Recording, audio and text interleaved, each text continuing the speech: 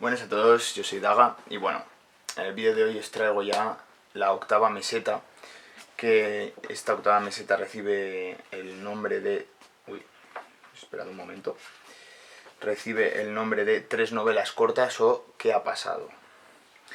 Bueno, lo primero de todo, esta meseta he de deciros que me ha gustado porque al fin y al cabo Deleuze y Guattari, cuando les coges el gusto, todo lo que escriben es, es muy agradable de reflexionar. Pero sí que es cierto que, a diferencia de las anteriores mesetas, he visto que tenía ciertos límites, sobre todo por la cuestión de que van a ponerse a hablar en un primer momento sobre tres novelas o de tres autores, en concreto de Fitzgerald, de Henry James y de un autor que no conocía, que es francés, que es Flétiot. Bueno, básicamente van a coger de ejemplificación estas tres novelas cortas y a partir de ellas pues van a utilizarlas como modelos, ¿no?, para poder reflexionar acerca de ciertas cuestiones que les interesan a ellos, ¿no? Que en verdad, en cierto modo, el capítulo, o sea, la meseta siguiente, que será la de micropolítica y segmentariedad, tendrá bastante relación con esta, aunque realmente me imagino que desarrollarán las cosas más en la siguiente meseta, ¿no? Pero bueno, el punto con el que parten la idea de la meseta es básicamente hablar de que hay una diferencia entre una novela corta y entre un cuento. Digamos que, de una forma así general, Deleuze y Guattari dirán que mientras que una novela corta habría como una pregunta general hacia qué es lo que ha pasado, ¿no? Ha ocurrido una cosa, hay un secreto, hay algo que hay que descubrir o más bien hay que comprender, mientras que un cuento, por así decirlo, se desplegaría en unas coordenadas que sería más bien en una pregunta de qué va a pasar, ¿no? Y en ese qué va a pasar habría un descubrimiento, ¿no? Un descubrimiento de algo. Eso ya os digo, a rasgos esenciales, o más bien sobre esa diferenciación que hacen ellos dos, pero realmente lo interesante, ya os digo, para mí lo interesante, ya que si no he leído los libros, mi desconexión con esas obras, pues en cierto modo va a hacer que no llegue a cuajar tanto el contenido, ¿no? Pero por ir a la cuestión del tema, que sobre todo yo creo que la cuestión de la segmentaridad, de las líneas, incluso de la micropolítica, ¿no? Yo creo que es lo que va a ser más interesante de este capítulo.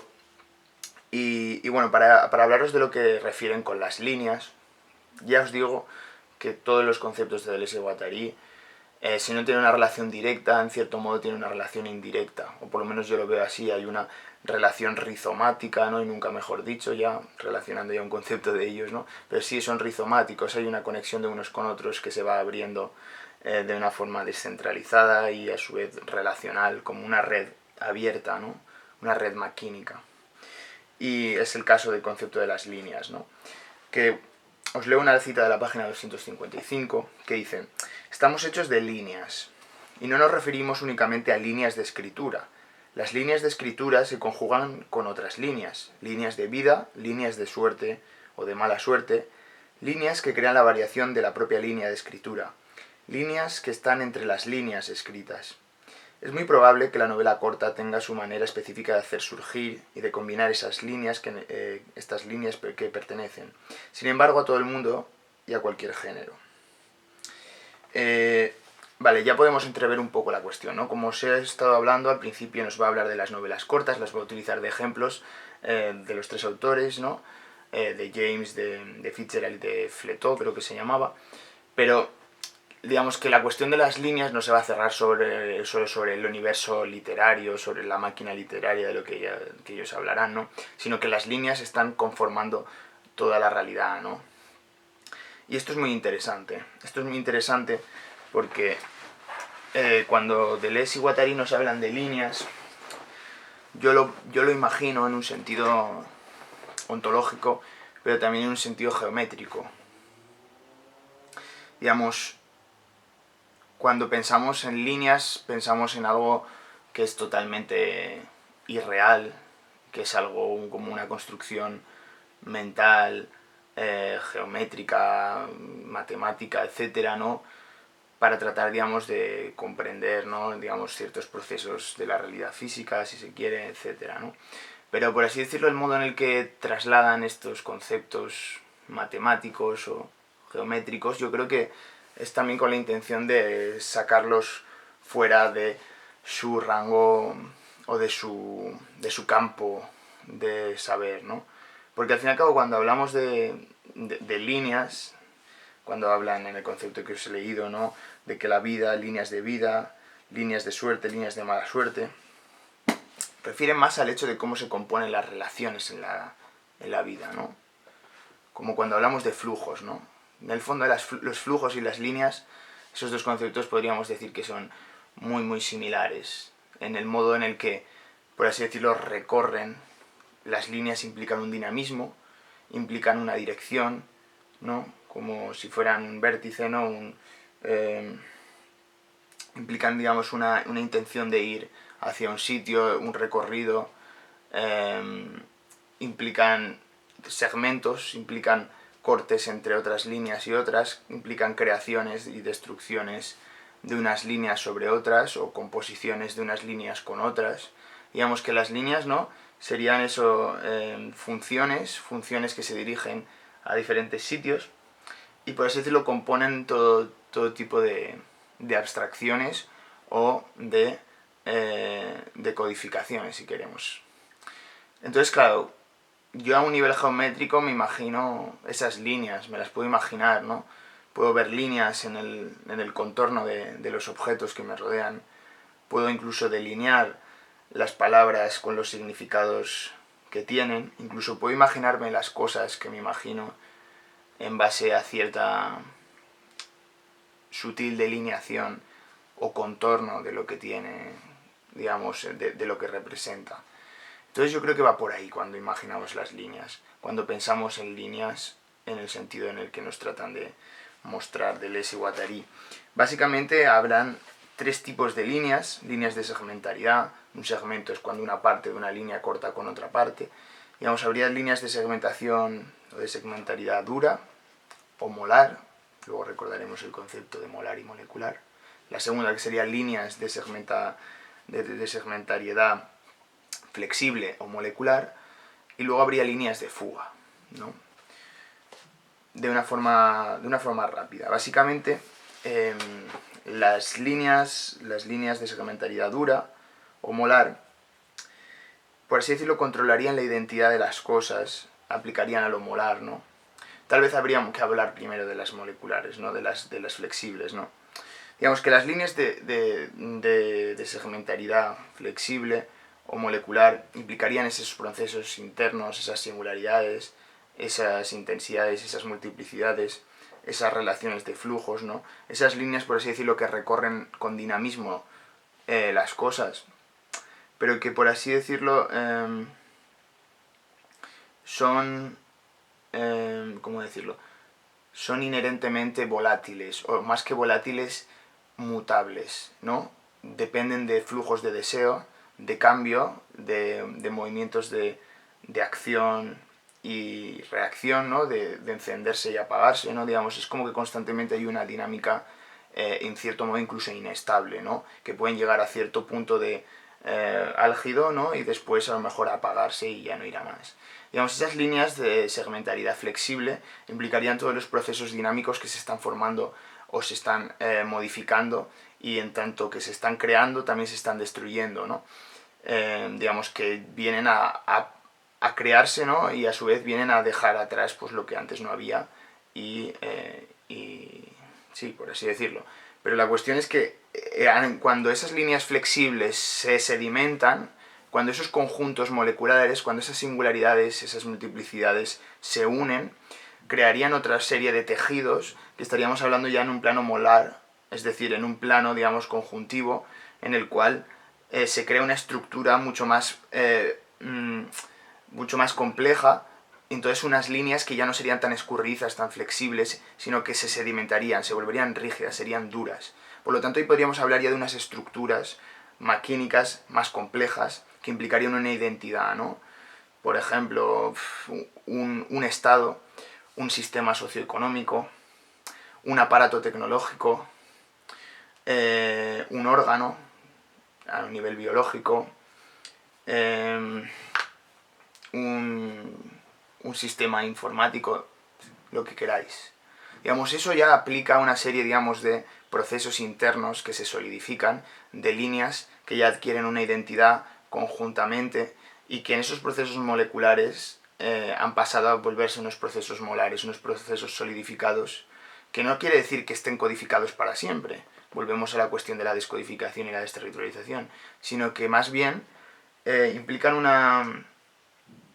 una conformación y distribución de esas líneas que sí que es cierto que ha adoptado una forma mucho más compleja y por lo tanto una forma mucho más rígida en tanto que su estructura se sostiene en multiplicidades moleculares, por así decirlo, reunidas en formas mucho más estructuradas, o como podríamos imaginarnos los pilares de un edificio, ¿no? Un edificio se sostiene, ¿no?, sobre esos pilares, ¿no?, que podrían estar compuestos por una serie de pequeñas partículas moleculares sólidas muy rígidas, que a su vez permitirían una estructura mucho más compleja, que sería ese edificio, que sería en un plano, digamos, de dimensiones mucho más grande a como nos imaginamos esas partículas tan pequeñitas que podrían estar creando o sosteniendo un edificio, ¿no? Pues de una forma similar estaríamos con las relaciones de las líneas molares y las líneas moleculares, ¿no? Digamos que una formación ya más compleja, pero que a su vez también donde tiene, digamos, el pecado, ¿no?, donde, como era la frase esta, donde quien lleva el pecado lleva la penitencia o algo así, ¿no? Digamos, como que tiene el hecho de haber creado una estructura rígida, y eso tiene valor, pero también a su vez eso determina esa estructura a que no sea de una forma distinta, porque las líneas flexibles lo bueno que tienen es que al ser flexibles permiten una serie de distribuciones mucho más dinámicas y en cierto modo se pueden revisar constantemente en función de las fluctuaciones, mientras que cuando hay lo podemos ver en un sistema político, ¿no?, hay muchos daños sociales o políticos que se enquistan en base a ciertas ciertas estructuras políticas, ¿no? Podemos verlo al día de hoy con nuestros sistemas políticos democráticos, que muchas veces se quedan desactualizados con la realidad social, y eso termina de que se creen muchos problemas, ¿no?, a nivel de que los propios mecanismos institucionales son mucho más rígidos y son mucho más inútiles en muchos casos, porque no saben adaptarse a los cambios sociales que se dan. Por lo tanto, esos cambios moleculares, ¿no?, que se están dando en la sociedad y entre los individuos, realmente llega a un punto en el que esas estructuras más complejas terminan viéndose desactualizadas por la flexibilidad del cambio constante que se da en la sociedad, ¿no? Entonces, esto yo lo dejaría por aquí, y luego hablaríamos de las líneas de fuga, que esta puede que sean las más interesantes, o por lo menos las que tienen... Las tres son interesantes, pero esta es como la que tiene ese componente a lo mejor tan deleuziano, ¿no? El concepto de línea de fuga es un concepto muy importante de estos dos autores, que básicamente apelaría a una línea de fuga. O sea, una línea de fuga no implicaría tanto una huida del mundo, en el sentido de que no es que una línea de fuga implique que nos estemos huyendo, que estemos huyendo de un sitio, ¿no?, sino que más bien estamos hablando de que el mundo huya, al contrario. Es decir, cuando hay una línea de fuga es justamente el proceso de destrucción o de desmantelamiento de una estructura de líneas de segmentaridad rígida. El ejemplo que os ponía, si el sistema democrático tiene ciertas disfuncionalidades en determinados aspectos, o la burocracia de un país termina anquilosándose y creando una serie de estructuras rígidas que son muy difíciles de eliminar, una línea de fuga a esas estructuras tan rígidas implicaría una serie de líneas flexibles, ¿no?, que permitirían un golpe, un impacto, una huida, ¿no?, en esa, digamos, en esa estructura de líneas entrecruzadas entre sí que crean formas más complejas. Pues esa línea de fuga, por así decirlo, atravesaría desde dentro esa complejidad, y al abrir esa línea de fuga lo que permitiría es a lo mejor reestructurar esa solidificación que en un primer momento se ha quedado eso tan anquilosada, ¿no? Entonces la línea de fuga implicaría más ese proceso, ¿no? Implicaría un proceso de cambio en las estructuras que a su vez permitiría una remodelación desde la base de los propios, partiendo de los propios procesos moleculares, implicaría una renovación de las líneas duras o las líneas molares, ¿no? Entonces, la línea de fuga es muy interesante por eso, ¿eh? También es cierto que son líneas, que todo esto son líneas que son inmanentes al campo social, es decir, siempre que hay líneas de solidificación o líneas o líneas flexibles, también habrá líneas de fuga. Porque en el momento en el que hay un cambio, un proceso que obliga a readaptar la forma que ha tenido esa determinada estructura, ese determinado conjunto de líneas molares, pues eso obliga a que a través de esa línea de fuga se haya creado una apertura en la cual se abren, ¿no?, esas líneas, y eso determinaría una nueva creación de segmentos flexibles, ¿no?, que con el tiempo terminarían volviéndose a ser rígidos y volviendo a la vez a crear problemas, ¿no? Habría como un proceso incluso repetitivo, ¿no?, a largo plazo. Pero eso sería la dinámica ontológica y social, ¿no?, porque esto se adhiere a cualquier estrato, a cualquier capa de la realidad. Es lo interesante del pensamiento de Deleuze y Guattari, que allá donde lo pienses, allá donde lo proyectes, te encuentras a Deleuze y a Guattari, porque Deleuze y Guattari beben de todo tipo de fuentes, ya sean científicas, artísticas, filosóficas, etc. Así que bueno, también es cierto que ellos proponen como desde el Antiedipo su teoría de esquizoanálisis, ¿no?, que justamente aquí, sí que es cierto que esto en el Antiedipo no lo tratan porque el concepto de líneas lo desarrollan ahora más, ¿no?, de la segmentalidad lo desarrollan más ahora en 1000 mesetas, pero básicamente a ellos no les interesa hablar de sujetos, no les interesa hablar de objetos, ni tampoco en concreto de estructuras o de relaciones, ¿no? Eso es una cosa que viene después, eso es una cosa que se deforma a través de esas líneas. A ellos lo que les interesa son los entrecruzamientos de líneas de las diferentes segmentalidades que a su vez producen esos procesos, ¿no? Como yo siempre que me lo imagino como un fractal, ¿no?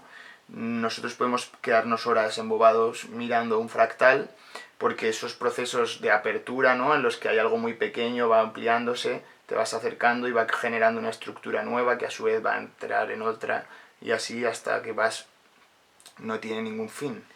Pues parece que las segmentaridades se relacionarían entre sí de una manera similar, ¿no? Se interconectarían de esa manera entre sí. Y bueno, también hablar, ya por terminar, sobre el ejemplo que pone apelando a no sé qué libro, a no sé qué cuento de Fitzgerald, que dice que la vida es dice Fitzgerald que la vida es como un proceso de demolición. Claro, es una frase demoledora por sí misma, ¿no? Pero en cierto modo tiene ese punto de razón, ¿no? Y lo interesante también de traer a cuento esta frase de Fitzgerald es justamente para llevarlo a cabo en relación con lo que estamos hablando, ¿no?, con el sistema o con el aparato conceptual de Deleuze y Guattari. Ellos hablarán de ese proceso de demolición en relación a cómo se van generando una serie de microfisuras en nuestra vida conforme vamos haciéndonos mayores, nuestras creencias, nuestras experiencias, nuestros gustos, nuestras preferencias, nuestra posición en el mundo, nuestra percepción de nosotros mismos, nuestras relaciones, digamos, todo ese tipo de cambios que se están generando constantemente conforme uno va creciendo, implica a la vez una serie de procesos de desmoronamiento molecular, ¿no? Molecularmente hay un cambio físico, hay un cambio perceptual, virtualmente hay una serie de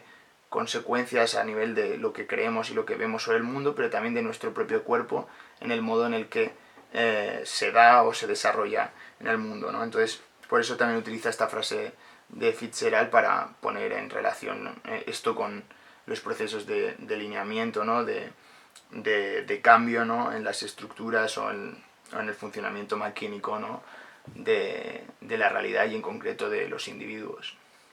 Así que bueno, eso es todo y nos vemos en el próximo vídeo. Chao.